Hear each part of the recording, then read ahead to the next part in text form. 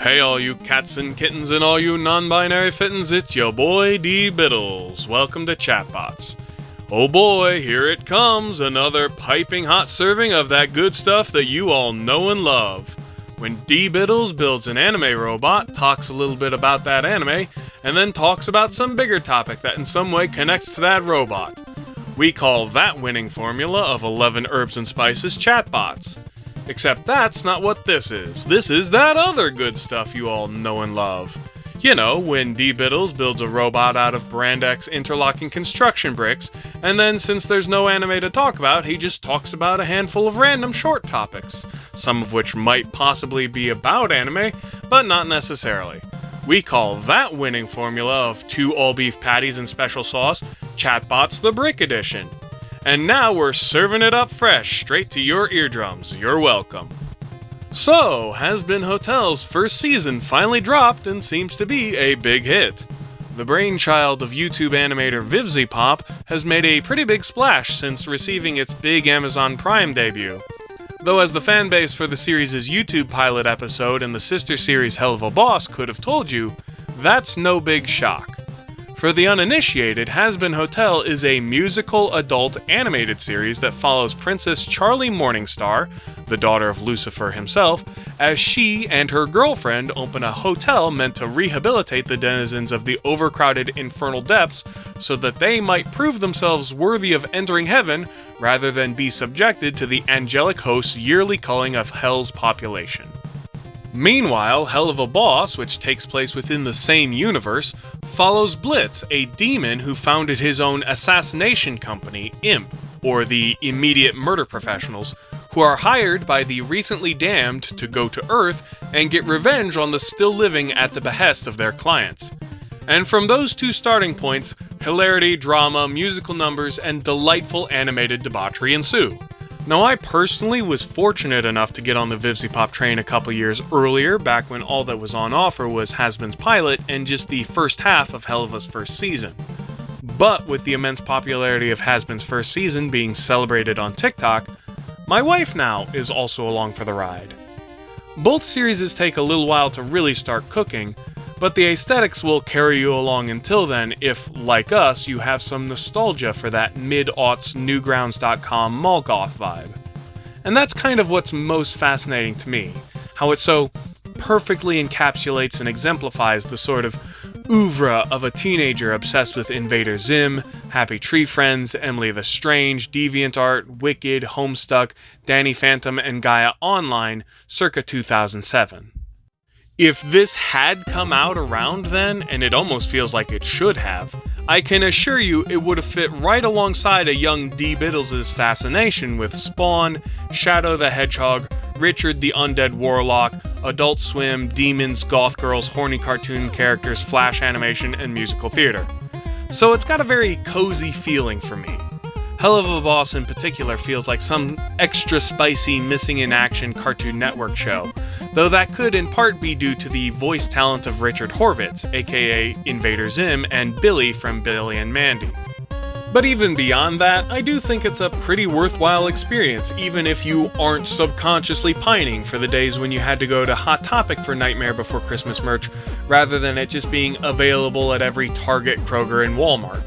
While not every song is quite on the level of Alan Menken, they're a lot more hit than miss, something that not every animated series that regularly features musical numbers can say. Cough, My Little Pony, unconvincing cough.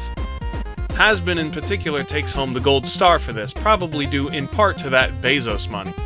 But I think the writing and the characters hold an enormous amount of charm also beyond just being fodder for horny fan art and horny cosplays. Creator Vivian Medrano has clearly been working on these characters for a while, as evidenced by her YouTube channel, and it's clear she loves them all as much as the fanbase does. And that's probably why the vibe reflects that era so well. They've been refined from their starting point of a young woman growing up in that climate. Now call it a hunch, but I suspect she made the 2 series rather than just the one. Hazbin seems to have a much clearer narrative direction and higher stakes, simply because she loved all of her creations so much that she couldn't bear to not use them, even though the Helluva cast doesn't really fit in directly to the main plot of Hazbin Hotel. and that's why the two occur concurrently within the same setting. And I kinda just gotta admire that kind of passion. There's a lot of recurring themes between the two works: class warfare, the journey for redemption and self-improvement, found family, the rejection of unjust status quos and hierarchies, queer identity, cycles of trauma and abuse, hope amidst hopelessness, so on and so forth.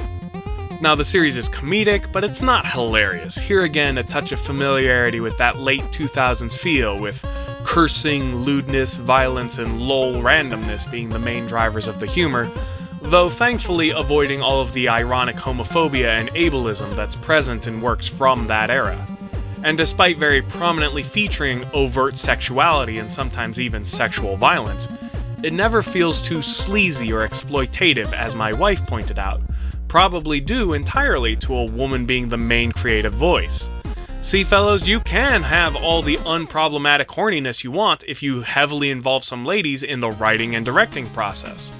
It's far too early to call it a masterpiece, and it's far from a perfect work. It's a solid 8 out of 10 at best, but no worse than a 7 at the least. But either way, I am quite enthused by it. Further, it's really nice to see this new wave of independent animation projects that Hazbin is part of, with stuff like Bee and Puppycat, The Amazing Digital Circus, Murder Drones, Monkey Wrench, Atlas and the Stars, Lackadaisy, Long Gone Gulch, etc., all emerging onto the scene and making names for themselves. So if that's not a recommendation for the Helluva Hazbin world, I don't know what will be, but I suspect we can't be friends if it's not really your bag. So I take it you all heard about this PalWorld thing? You know, that big video game that's a total ripoff of Pokemon, but also a total ripoff of Breath of the Wild, but also a looter shooter and a crafting simulator? Well, if you hadn't heard about it because it's been half a year since its release and everyone's already stopped giving a shit, it's that thing that I just described. It was both extremely popular and extremely controversial for a hot minute, but now it's just old news. Kinda like everything you've said this video, huh, DBiddles? Shut up. No one likes a smartass, dumbass. If you want me to produce content in a more timely manner, donate money to my Ko-fi until I have enough to quit my day job. Anyways, I'll level with you. I haven't played the thing, though my friends over at Disaster Bastards have put some time into it. Maybe you can check that out if you're not too busy being a judgmental prat. Since I haven't played it, though, I will keep my thoughts on it to a few key points. Now, some folks were quick to dismiss PalWorld as a creatively bankrupt ripoff of the one true religion, Pokemon. Which, if true, I suppose would also apply to Digimon, and Yu-Gi-Oh!, and Bakugan, Metabots, Bugsnax, Yokai Watch, Temtem, Dragon Quest Monsters, Slime Rancher, Monster Hunter Stories, Ooblets, Cassette Beats, Nexomon, Kaijudo, Skylanders, Tamagotchi, Neopets, Robopon, Spectrobes, Koromon, Danball Senki, Pocket Mortys. Yeah, I looked some of these up for the sake of exaggerating my point. Look guys, when you're a huge smash success like Pokemon, you're going to inspire a lot of similar media trying to follow in your footsteps or cash in on alternatives, and being old enough to remember when Pokemania first crammed its fist up America's collective anus, upon which we all cried out, oh yes, please more, Daddy. I remember when half of all kids' television, video games, and toys were stuff like Fighting Foodons and Beyblade, Monster Ranchers, Ben 10, Mega Man Battle Network, Gigapets, Lilo and Stitch the Series, Chaotix, Cubics, Scanners with a K and a Z, Furbies, Robo-Cheepettes, Tech Deck Dudes, Yubi Funkies, Beanie Babies. Look, I'm remembering more of them as we speak. So you'll forgive me if I'm not outraged by someone daring to blaspheme against Arceus's holy name. Other folks, however, were excited by PalWorld's success because they hoped it would inspire Game Freak, Creatures Inc. and Nintendo to consider them competition, and that Pokemon games would hopefully, as a result, tighten up and improve their gameplay, which has been apparently lagging these past few installments. I don't play Pokemon anymore either, so I'm not about to say. Which, if that were going to happen, one would imagine it having happened in response to, say, I don't know, Digimon, Yu-Gi-Oh!, Bakugan, Metabots, Bugsnax, etc., etc., etc. PalWorld's not competition for Pokemon, ya goons. I'll remind you that Nintendo's Pocket Monsters are the #1 highest grossing media franchise in the world. And the runner-up, Mickey fucking Mouse, is not even close despite having existed for almost 7 decades longer. PalWorld's success is a blip in the grand scheme of things. Frankly, I'd be surprised if it gets a sequel. I mean, again, everybody's already stopped talking about this thing. However, and more interesting to me, there was one other PalWorld controversy of note. See, one of the mechanics of the game allows you to conscript the pals you collect into manual labor for constructing resources and bases for the player. You just forcefully take these wild critters out of their natural habitat and put them to work for your personal enrichment. And it wasn't until players discovered that the game's code allowed you to also do the same thing with other human NPCs that people suddenly realized, wait, isn't this just slavery? Yes, that's right. PalWorld has a plantation mechanic. Do battle with the various NPCs in the game, overpower them with your natural strength and superiority, and then send them off to the labor camps where you can, if you want, paddle them if they step out of line. Of course, you know gamers, for every one that was horrified by this realization, there was another who was openly delighted. And yeah, you can count me among those who think this is a pretty fucking weird and gross thing, but real quick, lean in so I can let you in on another little secret. You ready for this? It's not actually that different from Pokemon. No. Don't you start rationalizing this thing that you've loved uncritically since childhood. Deep down, you know it's true. You can point to all the bullshit about Pokemon being friends with their trainers, or how wild Pokemon are apparently super jealous of trained Pokemon, and that's why they force you into random encounters when you walk through the tall grass. But you're not getting around the fact that these are wild flora and fauna existing in their natural habitats that you beat into submission, capture, and then enroll in cockfights for sport. White slave owners did the same exact thing with black people. It was called Mandingo fights. The entire world of Pokemon revolves around this practice, not for any meaningful reason, but because that's just how the video game works. So the lore of the series, all of their society has been molded around this practice as a central conceit. And it gets even more weird and fucked up the more you think about it. I mean, think about it. Aside from humans and some trees and grass and berries and shit, what other species of living organism exist in the Pokemon world? Anyone? Anyone tell me? Anything besides humans and Pokemon? Almost every animal, mineral, and vegetable is just one of innumerable sentient, superpowered neon-colored critters. If anything, humans ought to be on the bottom of the food chain because none of them can learn Hyper Beam. And yet, by virtue of somehow living long enough to develop apricorns into Pokeball technology, a device that not only converts Pokemon into light energy, rendering them inert and miniaturizing them for transport, but also suppressing their free will enough that they become subservient to humans, somehow mankind has become capable of inflicting modern architecture and industry upon the natural world in a decidedly unnatural fashion. In order to build all those shops and gyms and Pokemon centers and casinos that humans go to, they had to cut down and demolish all sorts of forests and grasslands and such, which would have been the natural habitats and homes of Pokemon. And hey, here's an uncomfortable question. What is everyone in Pokemon eating? I mean, it's not just berries, leaves, and tree bark. They have hamburgers, they have seafood, rice balls, eggs, jelly donuts, Pokechow. What's that shit made of? I mean, it's gotta be Pokemon, right? You don't see pigs or cows or chickens, but you do see Miltank, Grumpig, and Pidgey. Grumpig's a fucking psychic type too. Is he aware that you have honey-glazed ham on the brain when you approach him? And these things are intelligent too, some of them even more so than humans. Meowth taught himself to speak to humans. Alakazam has an IQ of 1,000. They all communicate verbally, even if most of them can't say more than just their own names, and they understand with near perfect clarity when humans speak to them, when humans express complex ideas beyond just simple commands like sit and stay and thundershock. And you're all just too happy to have them battle for your personal amusement and financial success. At age 10, children are legally allowed to drop out of school and travel the world unsupervised to turn wild animals who can bend the forces of nature to their will into their own personal playthings. Hell, they're practically encouraged to do so, all to maintain the notion of human supremacy. Most of the captured Pokemon don't even get to be battle slaves. The vast majority of them get sent to the digital stasis field of the PC, forever frozen in amber as part of a grim, obligatory butterfly collection, all in service of filling the Pokedex, of catching them all, of some arbitrary ritual of proving yourself a master of Pokemon, an elite hoarder of living things.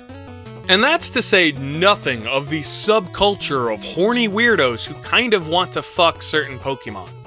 And look, I'll play by the rules of fantasy erotica. Interspecies relationships aren't necessarily weird. It's totally fine for Captain Kirk to make it with green space ladies, or for Superman to bang Lois Lane, or for Aragorn to fuck Arwen. Hell, I'll even go so far as to say that the sexual participants don't even have to have comparable anatomy. If you're mad horny for Princess Celestia, or Judy Hopps, or Rouge the Bat, or Miss Spider from James and the Giant Peach, go nuts. But the relationship between Pokemon and trainer is more than a little different. Even if the trainer in question isn't some 10-year-old, even if the Pokemon don't regard you as some kind of slave driver, you are, at best, some kind of combination of coach, teacher, manager, pet owner, surrogate parent to these creatures. And considering most Pokemon are captured when they're low level, and then trained up to their bigger forms, and that they regard you as some kind of unquestionable trusted authority figure, yeah, Gardevoir might look like some kind of adult alien woman, but you've basically groomed her from a child or pet into a sexual partner. Same with Vaporeon, same with Lopunny, same with whoever. Congratulations, your surrogate little sister / the family dog is now a very, very unsettling object of your desire. And wouldn't you know, PalWorld has one too. Lavander, a giant nocturnal pink lizard creature with a heart motif and seductive eyelashes. It's number 69 on the PalDex, and all of its moves seem to be deliberately suggestive. Because PalWorld is just Pokemon without subtlety whatsoever. Okay, I'm done being Mr. Killjoy. Look, it's just fiction, it's no big deal. Pokemon are just blips and chits inside your video game land.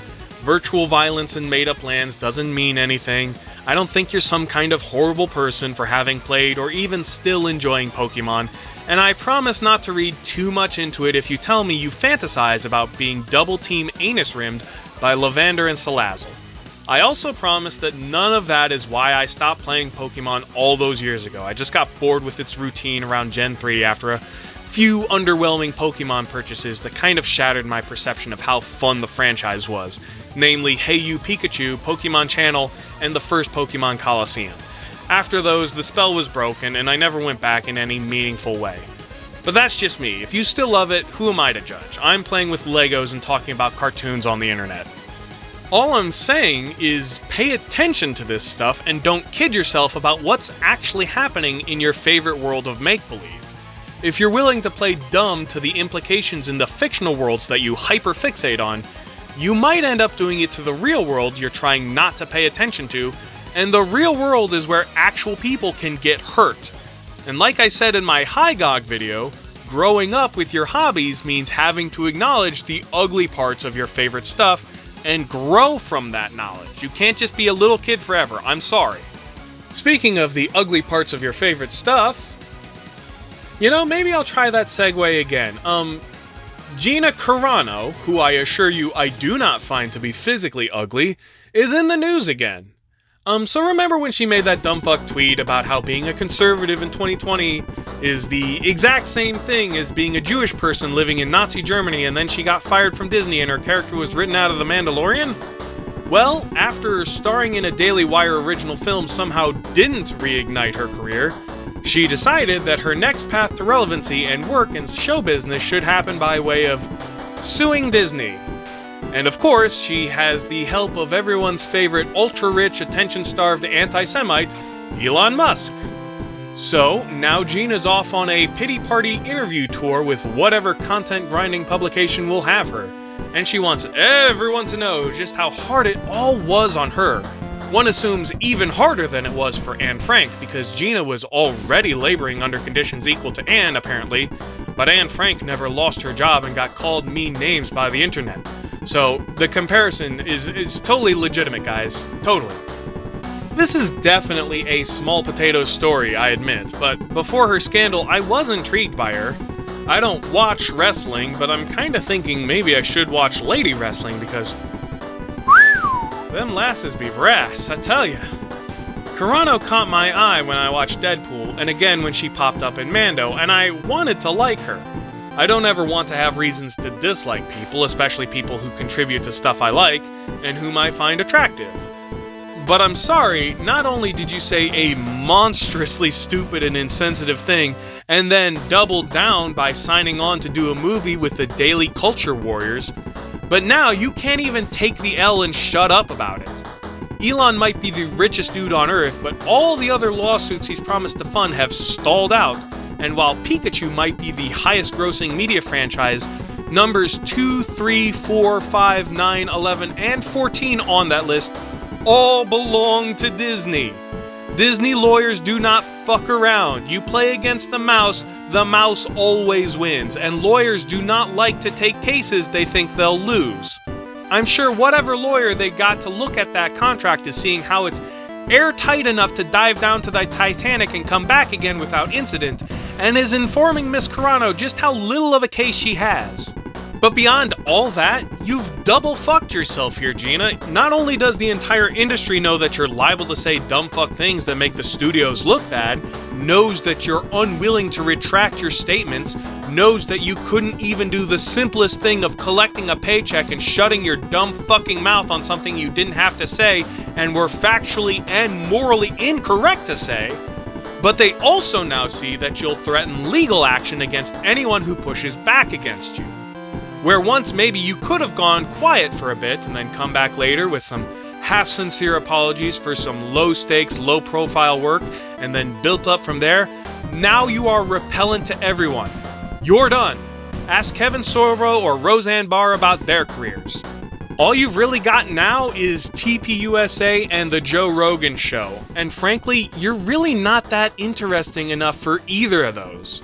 You're not a great talent. You're not a sparkling personality. If you are, you haven't shown it. You are an unconventionally attractive lady, but that's about it. And the types of venues where your bullshit is appreciated doesn't actually like strong women who don't fit the trad wife mold. Ask porn star and MAGA MILF Brandy Love. Sorry, you're cooked. Learn from this and be better. Also, real quick, can we point out how ironic it is that the company founded by Walt fucking Disney is firing someone for weird anti-Semitism, and that Walt Disney's company has a reputation among all the most brain-broken lunatics as being part of some woke globalist agenda to indoctrinate children with degeneracy? Does this mean that, like, in a couple years we can look forward to Games Workshop being accused of using Warhammer 40k to promote the fall of Western society simply because they make some, I don't know, public PR statement validating the existence of, like, strong ladies in the Warhammer universe or something? Or hey, maybe RuPaul will get accused of selling out to hate groups by letting bigots sell transphobic children's books on his website. Wait, what? So, yeah, that fucking happened. Allstora, which is a site co-founded by noted drag performer RuPaul, which is dedicated to selling books from marginalized independent authors, actually got caught selling anti-queer children's books written by notable hate figures such as actor and evangelical nutjob Kirk Cameron, professional fifth-place swimmer who tied with a trans athlete and anti-trans activist Riley Gaines, and professional shitposter turned instigator of stochastic terrorism Chaya Rychek, all of whom briefly had listings for their hateful self-published children's books on the site. Even crazier, Adolf Hitler's own Mein Kampf had a listing for a minute. Ru? Everything alright? Now, a spokesperson for the company came out initially saying that they were trying to allow for free speech and with it the ability to intellectually study and combat hateful narratives like any university-level academic might. But when that excuse didn't fly, those listings were eventually removed, and that same spokesperson apologized for even briefly overlooking messaging completely contrary to the site's core messaging. Seems like kind of a big mistake to make, but I guess we got to the correct answer eventually. A self-sabotaging blunder like this is kinda hard to ignore. Now, I looked into it a little, and while Ru generally seems to be a very progressive advocate for queer rights and voting rights, he does apparently have a couple instances of lightly brushing up against transphobia in a way that bristles some folks. And while I'm not ready to conclude that he is, in fact, hateful of the trans community, I do also acknowledge that it's not impossible that he might harbor some illogical prejudices and biases that would not be in his best interest were he to believe them. Wouldn't be the first instance of such a thing, as some of you who've watched my previous content will remember. Additionally, while I'm quite certain that this website project is something that he's delegated the lion's share of the work on, and that he was likely not personally going over every book listing on his site, and that whatever intern made that mistake is currently fumbling around trying to find their severed head while applying for unemployment, that's not the kind of whoopsie doodle you really want to get caught making. Again, there's already the suspicion that Ru does hold these prejudices, so even if this was the fault of some ditzy Steven or Becky, it doesn't look good. And it gives all the most annoying people who are sincerely hateful something else to bitch about and add to their list of imagined slights. If they had applied to have their books featured on the site and were denied, well, what are you gonna do? Of course it didn't get added to the site. It's the same reason the Hannibal television series doesn't get added to streaming on PBS Kids. But now that this has happened and was very publicly reversed, all the weirdest fucking freaks get to cry about how oppressed they are and how the woke mob is trying to cancel them for something they shouldn't have been allowed to do in the first place. And bad people love the victim narrative because it legitimizes their awfulness to all their fans and to anyone who doesn't have the full context of the story. Once again, do better, be better, what the fuck? Incidentally, I wrote that joke about Warhammer like 2 weeks before the thing happened. I don't really play Warhammer, so I can't really comment on that part of it, but damn, it sure is wild how reactionary's gonna reactionary. Can't even make jokes about this shit no more. Brrr. Feel that? Some extremely cold takes coming in to close us out. So, March 1st saw the passing of famed Dragon Ball mangaka Akira Toriyama at age 68 from subdural hematoma. Though, unless you just came out of a coma 30 seconds ago, I assume you already know because the entire goddamn internet started mourning this man as soon as the news was made public a week later. Now, I won't lie to you folks, I've never really cared for the man's work. I never played Chrono Trigger or Dragon Quest or Blue Dragon. I've never watched or read Dr. Slump or Sandland, and I've not really ever gotten into Dragon Ball, nor will I likely ever attempt to. DBZ Abridged and the few episodes of original Dragon Ball that I found on thrift store DVDs years ago are about as far as I plan to engage with this man's work. It's just not really my thing, sorry. However, since anime is kind of part of my deal, I can't really not acknowledge his passing, kind of like how nobody could ignore the passing of Stan Lee, whatever their opinion of the man might have been.